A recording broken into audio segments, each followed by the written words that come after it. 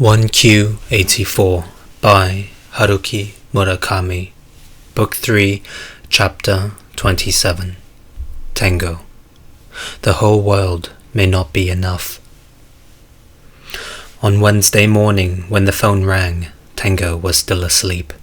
He hadn't been able to fall asleep until nearly dawn, and the whiskey he had drunk still remained in him. He got out of bed and was surprised to see how light it was outside. "Tengo kawana?" a man said. It was a voice he had never heard before. "Yes," Tengo replied. The man's voice was quiet and businesslike, and he was sure it must be more paperwork regarding his father's death. But his alarm clock showed it was just before 8 a.m., not the time that a city office or funeral home would be calling. "I'm sorry to be calling so early, but I was rather in a hurry. Something urgent." "What is it?" Tengo's brain was still fuzzy. "Do you recall the name Aomame?" the man asked. Aomame? His hangover and sleepiness vanished. His mind reset quickly, like after a short blackout in a stage play. Tengo re-gripped the receiver.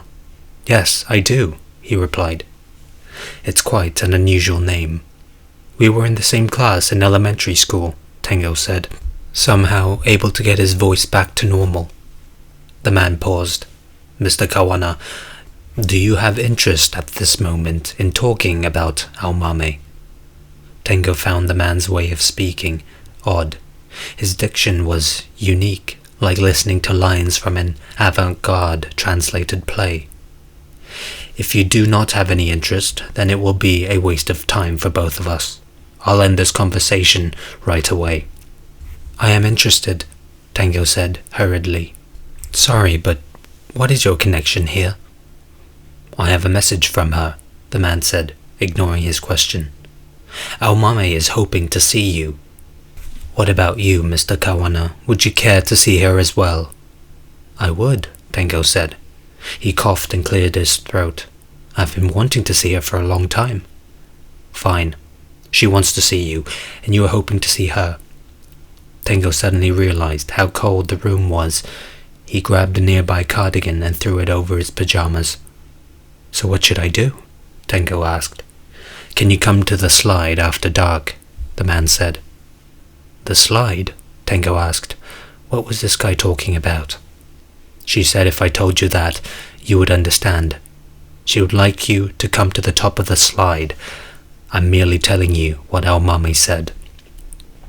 Tengo's hand went to his hair, which was a mass of cowlicks and knots after sleeping. "The slide, where I saw the 2 moons. It's got to be that slide." "I think I understand," he replied, his voice dry. "Fine. Also, if there's something valuable you would like to take with you, make sure you have it on you, so you're all set to move on. Far away." "Something valuable I would like to take with me," Tengo repeated in surprise. "Something you don't want to leave behind." Tengo pondered this. "I'm not sure I totally understand, but by moving on far away, do you mean never coming back here?" "I wouldn't know," the man said. "As I said previously, I am merely transmitting her message." Tengo ran his fingers through his tangled hair and considered this. Move on. "I might have a fair amount of papers I would want to bring." "That shouldn't be a problem," the man said. "You are free to choose whatever you like. However, when it comes to luggage, I have been asked to tell you that you should be able to keep both hands free." "Keep both hands free," Tengo repeated. "So a suitcase wouldn't work, would it?" "I wouldn't think so." From the man's voice, it was hard to guess his age, looks, or build. It was the sort of voice that provided no tangible clues. Tengo felt he wouldn't remember the voice at all as soon as the man hung up. Individuality or emotions, assuming that there were any to begin with, were hidden deep down, out of sight. "That's all I need to relay," the man said. "Is Aomame well?" Tengo asked. "Physically, she is fine," the man said, choosing his words carefully. "Though right now she's caught in a somewhat tense situation. She has to watch her every move. One false step, and it might all be over. All be over, Tango repeated mechanically. It would be best not to be too late, the man said. Time has become an important factor. Time has become an important factor, Tango repeated to himself. Was there an issue with this man's choice of words, or am I too much on edge? I think I can be at the slide at 7 tonight, Tango said. If for some reason I'm not able to come tonight, I'll be there tomorrow at the same time. Understood. And you know which slide we're talking about? I think so. Tango glanced at his clock. He had 11 hours to go. By the way, I heard your father passed away on Sunday. My deepest condolences. Tango instinctively thanked him, but then wondered how this man could possibly know about his father. Could you tell me a little more about our Mame? Tango said. For instance, where she is, and what she does. She's single. She works as a fitness instructor at a sports club in Hiro. She's a first-rate instructor, but circumstances have changed, and she has taken leave from her job, and by sheer coincidence she has been living not far from you. For anything beyond that, I think it best you hear directly from her. Even what sort of tense situation she's in right now. The man didn't respond. Either he didn't want to answer, or he felt there was no need. For whatever reason, people like this seemed to flock to Tango. Today, at 7 p.m. then, on top of the slide, the man said. Just a second, Tango said quickly. I have a question. I was warned by someone that I was being watched, and that I should be careful. Excuse me for asking, but did they mean you? No, they didn't mean me, the man said immediately. It was probably someone else who was watching you, but it is a good idea to be cautious, as that person pointed out.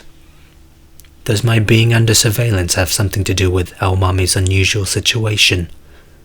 Somewhat tense situation, the man said, correcting him. Yes, most likely there is some sort of connection. Is this dangerous? The man paused and chose his words carefully, as if separating out varieties of beans from a pile. If you call not being able to see Aomame anymore something dangerous, then yes, there is definitely danger involved. Tango mentally rearranged the man's roundabout phrasing into something he could understand. He didn't have a clue about the background or the circumstances, but it was obvious that things were indeed fraught. If things don't go well, we might not be able to see each other ever again. Exactly. I understand. I'll be careful, Tango said. I'm sorry to have called so early. It would appear that I woke you up. Without pausing, the man hung up. Tango gazed at the black receiver in his hand. As he had predicted, as soon as they hung up, the man's voice had vanished from his memory. Tango looked at the clock again. 8:10. How should I kill all this time between now and 7 p.m.? He wondered. He started by taking a shower, washing his hair and untangling it as best as he could. Then he stood in front of the mirror and shaved, brushed his teeth and flossed. He drank some tomato juice from the fridge, boiled water, ground coffee beans and made coffee, toasted a slice of bread. He set the timer and cooked a soft-boiled egg. He concentrated on each action, taking more time than usual, but it still was only 9:30. Tonight, I will see Aomame on top of the slide. The thought sent his senses spinning. His hands and legs and face all wanted to go in different directions, and he couldn't gather his emotions in one place. Whatever he tried to do, his concentration was shot. He couldn't read, couldn't write. He couldn't sit still in one place. The only thing he seemed capable of was washing the dishes, doing the laundry, straightening up his drawers, making his bed. Every 5 minutes he would stop whatever he was doing and glance at the clock. Thinking about time only seemed to slow it down. Aomame knows. He was standing at the sink, sharpening a cleaver that really didn't need to be sharpened. She knows I've been to the slide in that playground a number of times. She must have seen me sitting there, staring up at the sky. Otherwise, it makes no sense. He pictured what it looked like on top of the slide, lit up by the mercury vapor lamp. He had had no sense of being observed. Where had she been watching him from? It doesn't matter, Tengo thought. No big deal, no matter where she saw me from. She recognized me. The thought filled him with joy. Just as I've been thinking of her, she's been thinking of me. Tengo could hardly believe it, that in this frantic, labyrinth-like world, two people's hearts, a boy's and a girl's, could be connected, unchanged, even though they hadn't seen each other for 20 years. But why didn't Aomame call out to me then, when she saw me? Things would be so much simpler if she had. And how did she know where I live? How did she or that man find out my phone number? He didn't like to get calls and had an unlisted number. You couldn't get it even if you called the operator. There was a lot that remained unknown and mysterious, and the lines that constructed this story were complicated. Which lines connected to which others, and what sort of cause and effect relationship existed, was beyond him. Still, ever since Fukari showed up in his life, he felt he had been living in a place where questions outnumbered answers. But he had a faint sense that this chaos was ever so slowly heading toward a denouement.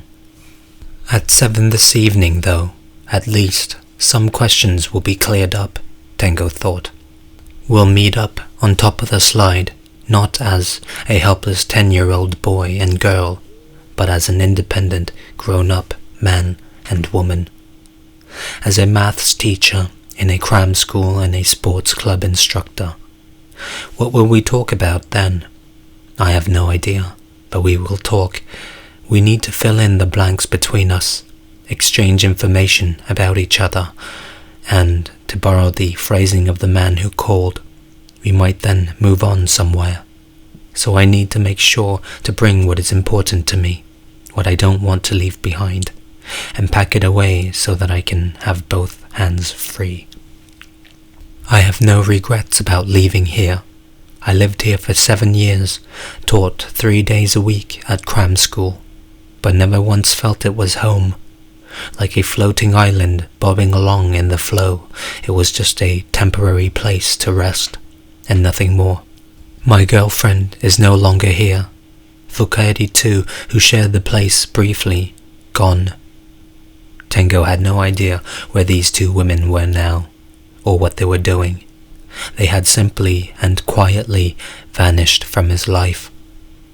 If he left the cram school, someone else would surely take over. The world would keep on turning even without him. If Aomame wanted to move on somewhere with him, there was nothing to keep him from going. What could be the most important thing he should take with him? 50,000 yen in cash and a plastic debit card. That was the extent of his assets he had at hand. There was also 1 million yen in a savings account. No, there was more. His share of the royalties from Air Chrysalis was in the account as well. He had been meaning to return it to Komatsu, but hadn't gotten around to it. Then there was the printout of the novel he had begun. He couldn't leave that behind. It had no real value to anyone else, but to Tengo it was precious. He put the manuscript in a paper bag, then stuffed it into the hard, russet nylon shoulder bag he used when he went to the cram school. The bag was really heavy now. He crammed the floppy disks into the pocket of his leather jacket. He couldn't very well take his word processor along with him, but he did add his notebooks and fountain pen to his luggage. What else, he wondered. He remembered the envelope the lawyer had given him in Chikura. Inside were his father's savings book and seal, a copy of their family record, and the mysterious family photo if indeed that was what it was. It was probably best to take that with him. His elementary school report cards and the NHK commendations he would leave behind. He decided against taking a change of clothes or toiletries. They wouldn't fit in the now bulging bag, and besides, he could buy them as needed. Once he had packed everything in the bag, he had nothing left to do. There were no dishes to wash, no shirts left to iron. He looked at the wall clock again, 10:30. He thought he should call his friend to take over his classes at the cram school, but then remembered that his friend was always in a terrible mood if he phoned him before noon. Tengo lay on his bed, fully clothed, and let his mind wander through various possibilities. The last time he saw Aomame was when he was 10. Now they were both 30. They had both gone through a lot of experiences in the interim. Good things, things that weren't so good. Probably slightly more of the latter. Our looks, our personalities, the environment where we live have all gone through changes, he thought. We're no longer a young boy and a young girl. Is the Aomame over there really the Aomame he had been searching for? And was he the Tengo Kawana she had been looking for? Tengo pictured them on the slide tonight, looking at each other, disappointed at what they saw. Maybe they wouldn't find anything to talk about. That was a real possibility. Actually, it would be kind of strange if it didn't turn out that way. Maybe we shouldn't meet again. Tengo stared up at the ceiling. Wasn't it better if they kept this desire to see each other hidden within them and never actually got together? That way there would always be hope in their hearts. That hope would be a small yet vital flame that warmed them to their core. A tiny flame to cup one's hands around and protect from the wind, a flame that the violent winds of reality might easily extinguish. Tengo stared at the ceiling for a good hour, two conflicting emotions surging through him. More than anything, he wanted to meet Aomame. At the same time, he was afraid to see her. The cold disappointment and uncomfortable silence that might ensue made him shudder. His body felt like it was going to be torn in half, but he had to see her. This was what he had been waiting for, what he had been hoping for with all his might for the last 20 years. No matter what disappointment might come of it, he knew he couldn't just turn his back on it and run away. Tired of staring at the ceiling, he fell asleep on the bed, still lying face up. A quiet, dreamless sleep of some 40-45 minutes, the deep, satisfying sleep you get after concentrating hard, after mental exhaustion. He realized that for the last few days he had only slept in fits and starts and hadn't gotten a good night's sleep. Before it got dark, he needed to rid himself of the fatigue that had built up. He had to be rested and relaxed when he left here and headed for the playground. He knew this instinctively. As he was falling asleep, he heard Kumi Adachi's voice, or he felt like he heard it. "When morning comes, you'll be leaving here, Tengo, before the exit is blocked." This was Kumi's voice, and at the same time it was the voice of the owl at night. In his memory, the voices were mixed and hard to distinguish from each other. What Tengo needed then, more than anything, was wisdom. The wisdom of the night that had put down roots into the soil. A wisdom that might only be found in the depths of sleep. At 6:30, Tengo slung his bag diagonally across his shoulders and left his apartment. He had on the same clothes as the last time he went to the slide. Grey windbreaker, an old leather jacket, jeans and brown work boots. All of them were worn, but they fit well, like an extension of his body. I probably won't ever be back here again, he thought. As a precaution, He took the typed cards with his name on them out of the door slot and the mailbox. What would happen to everything else? He decided not to worry about it for now. As he stood at the entrance to the apartment building, he peered around cautiously. If he believed Foucault, he was being watched. But just as before, there was no sign of surveillance. Everything was the same as always. Now that the sun had set, the road in front of him was deserted. He set off for the station at a slow pace. He glanced back from time to time to make sure he wasn't being followed. He turned down several narrow streets he didn't need to take, then came to a stop and checked again to see if anyone was tailing him. "You have to be careful," the man on the phone had cautioned.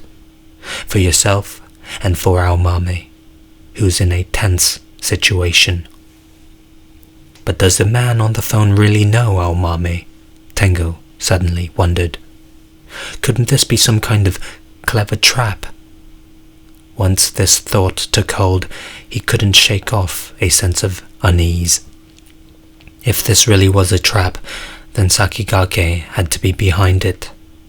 As the ghost rider of Air Chrysalis, he was probably, make that definitely on their blacklist.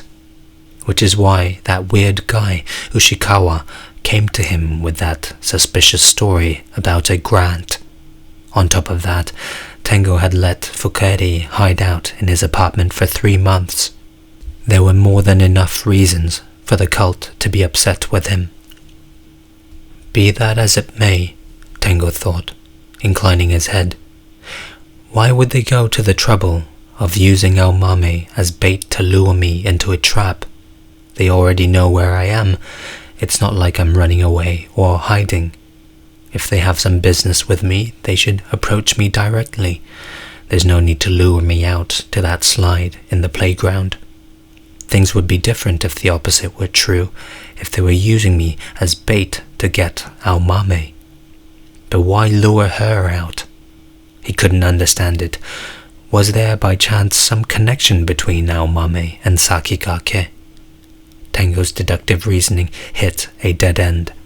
The only thing he could do was to ask our Mame herself, assuming he could meet her. At any rate, as the man on the phone said, he would have to be cautious. Tengo scrupulously took a roundabout route and made sure no one was following him. Once certain of that, he hurried off in the direction of the playground. He arrived at the playground at 7 minutes to 7. It was dark out already, and the mercury vapor lamp shone its even, artificial illumination into every nook and cranny of the tiny park. The afternoon had been lovely and warm, but now that the sun had set, the temperature had dropped sharply, and a cold wind was blowing. The pleasant Indian summer weather they had had for a few days had vanished, and real winter, cold and severe, had settled in for the duration.